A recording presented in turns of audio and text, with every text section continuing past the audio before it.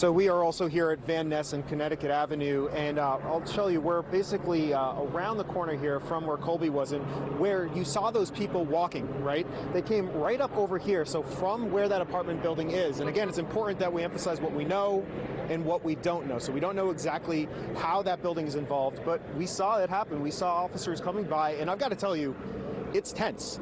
It is tense here. Often we come to these scenes and it's controlled, and in this situation we've got officers carrying very long guns. We've got a mobile shield. I put out on my Twitter this video of what appeared to be a shield being rolled down towards where that apartment building is. You can see right now, if Mike Ferb points in on them, we've got two officers walking back from that apartment building, again holding these long guns. And I want to show you a 360 view just to show you what it looks like here. I'm going to walk around here and just show you.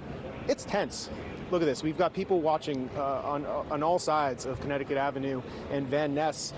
Some of them are students, as we've been talking about. There's a school that's right down the street here. Many of them are concerned. I spoke with one student who said he heard the gunshots, of course, was worried about that, terrified about that. And then another, I talked to a parent of somebody that's at that school, and so it's the same fear. Fortunately, that father that I spoke with said that he did get a hold with his child, so that child's going to be just fine. And as we've been learning, we just had Leslie saying this, we've got the 3 people that have been shot, 2 adult men, 1 juvenile female. We don't exactly know the ages of that, and we don't know how they're doing. So again, it's important to focus on what we know and what we don't know. So here in this intersection, you see it's blocked off completely. We've got a lot of people saying they were just trying to catch the bus, catch the metro. Obviously, that's not going to be possible right now. This is Connecticut Avenue and Van Ness as well. And let's go back, though, to where the officers are focusing right now. And actually, let's focus in right here. It does appear that they've got somebody who's got their hands behind their back. Again, there's so much information we don't have, so it's important that we don't jump to conclusions.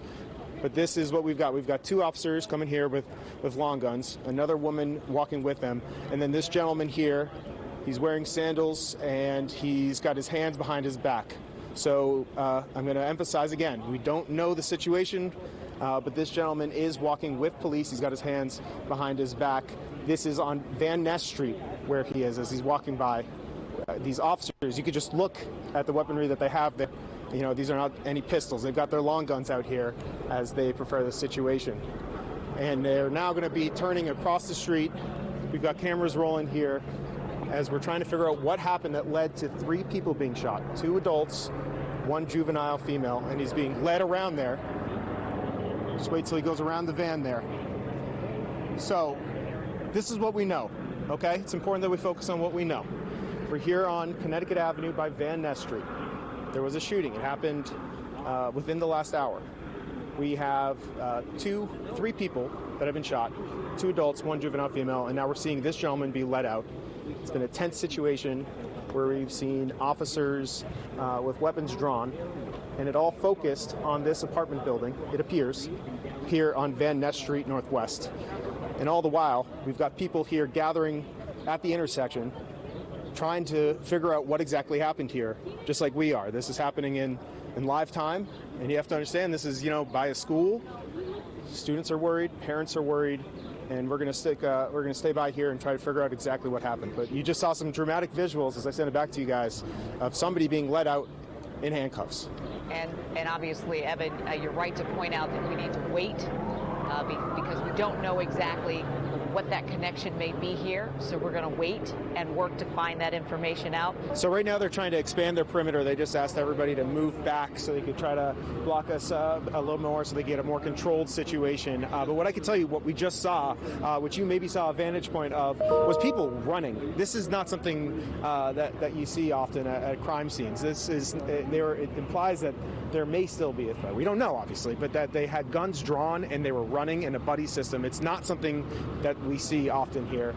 And as you pan around, just to show the situation here, they have asked people to move back, and so this is obviously a lot of people here. Some just they live in the neighborhood. They want to see what's going on. Others I've talked to are, in fact, parents. We've talked to some kids as well, and so everybody's nervous. People are on edge right now, and there's a very, very heavy police presence here. We're talking. I want to fill everybody in here for those that can't be here. We're talking dozens of vehicles and dozens of officers that are here. It's hard to say what type of units they are, but we've got these long guns that these officers are carrying. And as we saw them come up to the building over here around the corner, we did see some of them with their hands pointed up towards these buildings. So there's obviously, they're focusing on this building, the officers that we saw. And then the most tense moment was when we saw 4 people being let out on a buddy system. So 4 people running, and we can't say, I got to look at them. They were not all student age. One was a grown woman. So we have people of all ages in those 4 that were being guided out by these officers. So that was one tense situation. And then the other one before that was we saw somebody being let out with his hands behind the back. His hands were in handcuffs. That being said, it's still tense here. It's not like they brought this person in who we don't know why this person was being put in handcuffs, but that didn't end the situation. We still have the helicopter flying up above. We still have officers expanding the perimeter, and we have people running down the street here. This is Van Ness Street. And before I send it back to you guys in the studio, I just think it's important one more time to sort of expand out and show you what this scene looks like here. We've got hundreds of people that are trying to figure out what's going on, just like we are, trying to see what the situation is. They're concerned about their community, as we have 3 people, that's the latest, 3 people that have been shot, guys. So we are here by Connecticut Avenue and Van Ness Street, where the end of the perimeter is, and I'll tell you the development that we just had. Another set of officers came in camo, a shocking thing to see here in the District of Columbia. They had FBI written on their backs. They all had long guns, just like many of the officers that we've seen today. And then they just like all the other officers, went down Van Ness Street heading towards that apartment building, which seems to be the focus. Meanwhile, we have a lot of people here that are concerned, trying to figure out what happened. We know that 3 people have been shot, and these people want to make sure they want to find out what the situation was. And then, of course, one group that's incredibly concerned are the people at the school. Again, we're not hearing any reports that it was in the school, but it's still shocking for parents. I want to introduce you to one person, Jen, yes? So you got a text from your 11th grader saying what? I said something bad is going on at the school. There's gunshots. Turn the news on. When I looked for the news, there was nothing on the news. So I jumped in my car and I came down. And you were telling me, did he hear gunshots? He heard gunshots, a lot of them. He said a lot of gunshots, and they were fast. So what I'm hearing is it's either semi-automatic or an AR. So, but it was the gunshots that he heard were the gunshots that were hitting the glass bridge at their school. And that's what he told you through the text? Right. Wow. And again, we don't know if this was targeting the school, if it had anything to do with the school, but nonetheless, they went on lockdown. What did your child say he did? He said that I am on the 2nd floor, and I'm under a desk with the door barricaded. And I asked him to please turn his ringer off. So I've been texting with him the whole time. Evidently, a police officer has just said that they have no intentions of bringing these kids out anytime soon. So for them to just buckle in, and that's what they're telling the students. I mean, you're getting the parents' worst nightmare. That text saying, "I'm hiding under a desk." No, it was. I was in tears. I called a workmate and I asked him to keep me calm while I was driving down here. So, anyway, I feel so much better now that I'm here, and I know that I'm talking with him, and I know the situation better. But I feel just incredibly just sad for the people that are dealing with this in that apartment building. Do you think for people at home, and maybe Mike, you could show just more of the scene here, but can you describe a little bit that you said there's a tunnel between the new school and the old school? Right, there's a glass bridge that's in the air that connects the old part of Edmund J. Burke with the new constructed Edmund J. Burke that faces Connecticut Avenue. And that is the bridge that got hit by the gunfire. That's what your son said that he heard. And that's why it could appear that the police are on this side, and there could be reactions at the school down the street here because it's connected. There's this tunnel between the old and the new. Correct. Just big picture. What are you texting your son right now? Just do what they tell you. and you know, do what they tell you, stay calm. He's much more calm than I am. So I you know, it's the fine line with the child and the adult, you know, in the room at 11th grade and me right out here. So he's keeping together. I'm very proud of him. And again, this is, as far as we know, not a school shooting. We don't know, but you see these things on the news, and then this is happening in real life for you. I mean, any reactions? I never thought I'd be here. That's it. I just never thought that this would happen. And you hear that all the time, and it's so cliche, but it is. You don't expect it. You just don't. Okay. Well, Jen, thank you so much, and I'm glad to hear that your son's doing okay. And for everybody else, the scene is still very much active. As we've been saying, there are crews all around here, police officers expanding the perimeter, trying to keep everybody safe. That's the first, that's the most important thing. We have talked with people that just live in this building. I was talking to one gentleman who said that he went out for a run, everything was normal, and then he came back in this. So at this hour, there's still a lot of questions. We're trying to figure out what's going on, and then the students in lockdown over there. And again, we're not, as far as we know, there's no threat to that school, but enough that they're staying in that building. Guys? I hear the parents say they never expect this kind of thing to happen, and nobody does, right? And our Evan Koslof has been out talking to people, talking to witnesses, talking to parents. What are you hearing now, Ev? Yeah, so still a lot of wait and see from these parents. At least they are finding out that their children are safe. We spoke with one mother who got that text, which no parent wants, saying, yeah, I'm hiding under a desk right now. I heard gunshots in my school. If you're a parent, you can imagine how terrifying that would be. That's the situation that we had. I can tell you at this hour, still, we are seeing groups come by intermittently, 5 to 10 at a time, some of them putting their hands up, being led by police.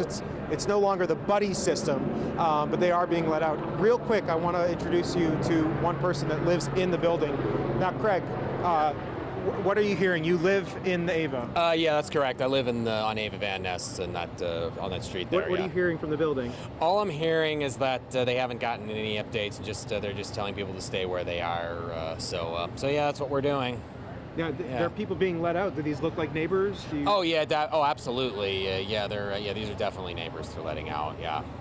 So you went out for a run and then this happened? Yeah, I went out for a run. Everything was fine. I come back about an hour later, and then there's this. Yeah, so I'm just grateful that I'm okay. And I hope that everybody I know in there is okay as well.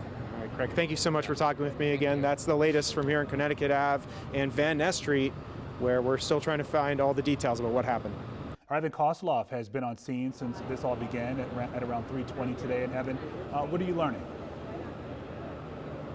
Well, what I could tell you is that since we've last talked about 10 minutes ago, we've not seen any more people come by, members of AVA. They've not been coming through, but we have seen waves of people leaving the building, many of them with their hands up, just following officers as they're being brought to safety here. But what I could also tell you about is that people in the building, folks that were out of the building when this happened, they've not heard a lot of information about what's happening inside. We talked with one person who was out for a jog when this all happened, and then basically has just heard that they don't have any updates yet. So just like those of us here, the folks that live in the building are trying to get more information. This is a whole look at the 360 view here. They've blocked off this perimeter over by Connecticut Avenue and Van Ness Street as they're still trying to make sure the situation is safe before students can leave. And then you've been our sort of correspondent. You're a mother of somebody inside the building. Any updates from them? No updates. No updates. What I keep hearing is that they keep staring at the top of that AVA building. And that's why they're not letting the kids out of the school, because it's in the direct line. So I don't know if somebody's up on the top of the building or not, but I don't think they know much of anything. But they're just not going to take the kids out. That's for sure, until it's deemed safe. Now, you said that the reunification is going to be at the Cleveland Park Library. Who told you? Your son told you that, or the news is announcing that, actually. Okay, great. So, yeah. But at this point, your son is still inside the building there. Right. They're not letting the kids out. I don't think they're going to let him out until either he's caught or, they don't want. If it's a direct line that they could be injured, they're not going to move those kids. Okay, thanks again. I'll promise only bother you a couple more times today as we try to sort out the information here. Obviously, things are still tense. This is still a very active situation, but there's been a little bit of a change of the folks that are waiting here. There's less running from the officers. It's people now just waiting to get a resolution here, just like we all will. So I'll send it back to you guys. I'll keep you guys updated as we see more groups of people being brought out of the building. You had it right, guys, saying that some people are going to have some really terrifying stories to tell from this. We just saw another group of people come out, like we've been seeing from the apartment building, the Ava building, and walking down here, down Van Ness to Connecticut, crossing the road, and then going down south there. And we've seen dozens of people doing this. Some at the beginning with a lot of urgency. They were going in the buddy system with officers, and then now we've seen just sort of groups of people being let out as they go through this process. And I want to introduce you to one person. Mike's going to walk with me here as we introduce you to some of the people that are out here waiting. One person that didn't want to be on camera, I'll tell you his story first, was telling me that he has two nieces that are in that building, and so obviously he's pretty worried about that as well. This gentleman, can you remind me your name, sir? So my name is Aaron. My first name is Aaron, last name is George. And so your home is right on the other side of Van Ness Street. Yeah, absolutely. So my house is like 4119 Connecticut Avenue, which is about 3 houses away. And now it's completely surrounded and I can't go home. I've been sitting here for over an hour. Thank God my friend in the liquor store, Ben, gave me a Pepsi. So plus I'm talking to some neighbors, so making... Just to hear about these shootings happening right here in your neighborhood. It's hard to believe because this is a very safe neighborhood. There's usually nothing going on, even at night. It's usually very quiet. So it's kind of surprising to hear anything like this would happen. I guess the crime is increasing. Like that's what they say, like DC is increasing in crime. Well, maybe I'm finding out firsthand. Well, I appreciate you talking to me. I hope that you get back to your home. I hope this situation gets resolved soon. And we'll go back towards the scene here just so we could show you again. Still, we have lots of cars, lots of police officers here, and we're still seeing people being guided out from the Ava building to head out to safety as they try and find the person. They did say person or people who are responsible, so they're keeping their options open as they look for answers, just like all these people here along Connecticut Avenue. Yeah, a lot of folks still trying to process it still, even with the information that we have so far. Right, I mean, those were dramatic visuals that we had of people being escorted out of the building. Some of them, like Rachel over here, literally barefoot because they were brought in and it was that quick. Can you just tell us what happened? Yeah. So I was one of the first people evacuated. The police knocked on our doors, asked us to leave, and once we got into the lobby, they told us to get low, run in a single file line, and then we were escorted about 5 blocks down. We heard some gunshots coming from the outside of the building, but that's about it. You're saying this very casually, but yeah. I mean, that's dramatic. You were told to stay low because... Yeah, they told us to get low, keep our hands up, duck behind the cars, and then run down the street. It was dramatic. It was a lot. It was scary. So bring us through the timeline. So you heard the gunshots first, yeah, and then how much longer after did police come? About 2 minutes later, police were on scene, and then about 10, 20 minutes after that, police were knocking at our door asking us to evacuate, and then at that point, we were asked to get in that single file line, put our hands up, and then run down the street. It was terrifying, honestly. Yeah, it looks like a scene out of a movie or something. That's what I was saying too. It really was just like a movie. It was scary. Did they question residents before they got them in line, or? Yeah, they did. They patted us down, obviously, and then they asked us if we took videos, what types of noises we heard and everything. So we did hear the gunshots, but I was also up at the 9th floor, so I pretty much saw all the police lining up and everything. It was scary. How loud was it? I live in a neighborhood, unfortunately, where we've had some incidents nearby. Yeah. But how loud was it for you? It was pretty loud. I mean, there were a lot of shots fired. We heard, yeah. I think the glass was starting to break at one point, too. Wow. Yeah. And literally no time to get shoes. Yeah, no time to get shoes. Literally pulled out of my apartment, but here we are. And just how are you feeling now, seeing your neighborhood? I'm still feeling a little shocked, a little shaky. I'm not sure how I really feel about the whole incident right now. It's scary. I'm still scared because I don't know if he's been found or not, but Right. Yeah. Well, I'm glad you're okay. I'm glad that your neighbors appear to be okay. But thank you again for talking with Thank us. you. I mean, that's the situation that we faced, and we'll move over this way just to show you the intersection again. How many dozens of people have stories like that now? We've seen lines of people leaving. This is not a normal situation when you have law enforcement with long guns guiding people out. They've got their hands up. They obviously look worried. Some of the first people that we saw in those lines, I saw at least a couple of people that were crying. I mean, this was a dramatic situation happening right here along Connecticut Avenue. So I'll send it back to you guys, and that's just one of the first stories we're going to hear of many more to come, I'm sure. Get low, run in a single file line, and keep your hands up. That's something. That is something.